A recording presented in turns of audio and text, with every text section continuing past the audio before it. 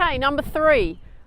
When I'm working on each task, how do I decide how I want to feel? Now, I break things up into increments of 45 minutes because I want to make sure that I'm completely focused and zoned in that 45-minute period. I time myself, I put a timer on, I turn the phone off, I don't have any distractions, and I always set an intention every time that I start that 45-minute block of work.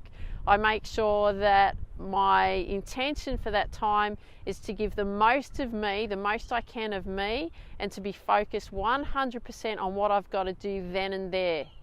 Okay, it's really important. Now, if you're a sports person, you will understand that, because when you are training for your sport, when you're working on a specific skill, that's what you've got to do. You've got to be 100% focused on what you've got to do to learn that skill, to make sure that you can mechanically be efficient as you can in that skill. Now, this applies to you if you're a musician as well, doesn't it? It applies to you if you're building a business. This applies to you if you're studying. This applies to every single thing that you do, whether you're working on your career.